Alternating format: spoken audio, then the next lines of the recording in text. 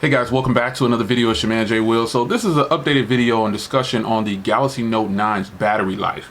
So if you don't like discussion videos, feel free to click off and go see some of the other videos that I've done on the Galaxy Note 9. Now, I've been covering the Galaxy Note 9 a lot lately because I've moved it to one of my main SIM cards and I've been regularly using this thing along with another phone. So back in October, around the beginning of October, I gave you an update on the battery because I switched from the Exynos version to the Snapdragon version. So that is this phone. Now here we are at the beginning of December, and I'm happy to report that the battery life has improved even more. Now back in October when I first swapped the phone, or got this phone, I think I got it in October or something like that, the end of September, I'm not sure, but I gave you an update in October. And now we're in December. The battery life has greatly improved. The apps are still there. I think I have even more apps.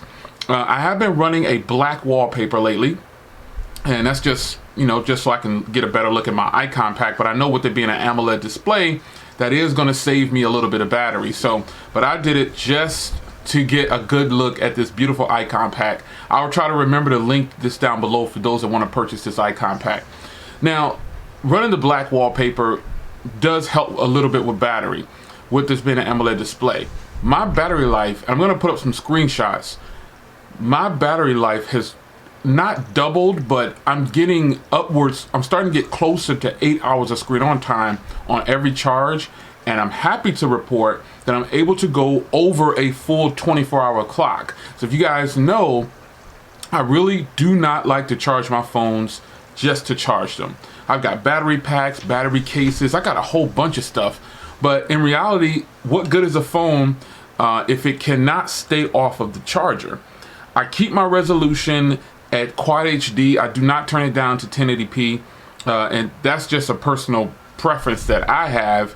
I don't turn my phones down. If whatever the native resolution is, that's where I want to have it at. So I'll put up a screenshot of that too. But overall, man, and I'm taking the screenshots right now to load them up so I can get them to you guys. But overall, I think now this time around, man, I don't know what it is, but my battery life is just sick on the Galaxy Note. And what that's doing to me is, I've compared the Galaxy Note to several phones. I've tried to pick apart this phone for a lot of things that I do not like. And sometimes I don't want to gauge phones on what I do not like about it. I want to gauge them on what I do like. And this phone, some people have already ranked it phone of the year. We're not there yet, but this phone obviously is in my top 3 of phone of the year. But the battery life, folks, I've gotten this, and this is the unlocked version, so I don't know if that plays a part, but I'm super happy with the battery life. It's ridiculous, man. I'm just surprised at how nice this phone. And remember, it took the Note 8 a long time to grow on me. I don't know if you guys have been following my channel, but remember, I didn't rank the Note 8 as phone of the year for 2017. But towards the end of 2018, I started to use it more, and it just really grew on me. I didn't even want to sell towards the second half of 2017, I didn't want to sell my Galaxy Note 8, but I wanted to keep it. But I went on ahead and sold it and got this instead, and just took that money and got this. But reality is, depending on what Note you're coming from, if you're not coming from the Note 8, this is a win from you. For you, because some people might say that this is a total upgrade from the Note 8. I still don't think so. The Note 8 is a fantastic phone and it's worthy to be purchased right now. But if you do not have a Galaxy Note 8, this phone should do you some justice. Now, if you're in the US, you make sure you want to grab the Snapdragon version. Now, I, from experience, got the Exynos version, and it was pretty tough on battery. I was getting like 5 hours, and I wasn't able to make it through a full 24 hours without charging. I've already explained to you guys why, that's a requirement of me of a phone to make it a full 24 hours on the clock. It's got a 4,000 milliamp hour battery. So the Note 8 got better the more I used it, but it took some time. So this phone, I've had it since it launched, what, almost 3 months ago or something like that, or 3 months ago, I don't know. I've had it for that time, and wow. The battery life is easily pushing closer to 8 hours of screen on time, and I'm excited about that. And I will continue to push this phone.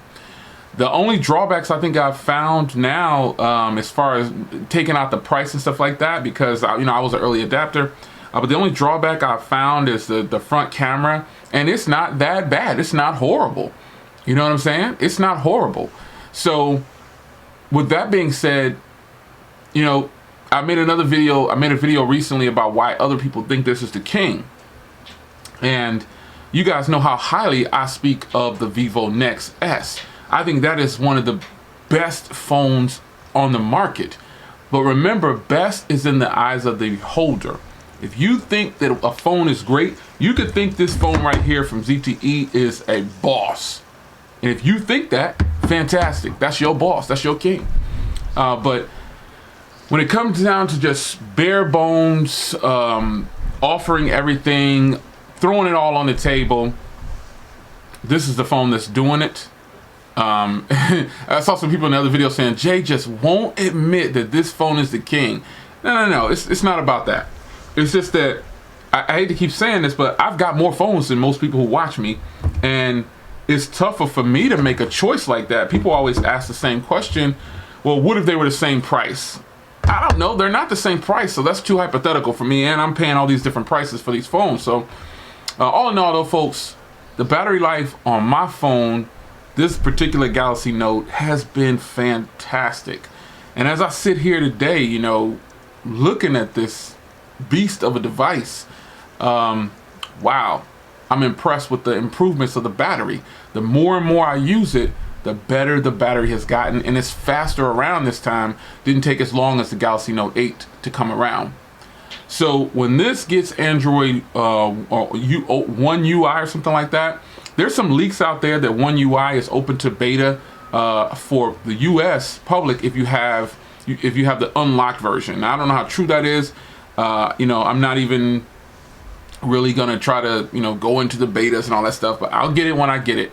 But this phone is awesome, man, and it's not like you didn't know it was awesome. I put out a lot of videos on it. I put out a lot of videos on several phones that I have, because I want to give you updates. I think the real reviews are views like this, not me doing all these fancy animations and all that stuff and unboxings. All that stuff is great, but the real reviews come like this. I just sit down, I tell you my experience, and you compare it to yours. If you had it the same amount of time as me, oh, Jay, my battery life is this. It's like we're sitting down talking. So this is a real review to me. You know what I'm saying? Like, I could do an unboxing all day and tell you, oh, the battery life will be this. This is what the battery life should be. But in real world testing, this is important to me.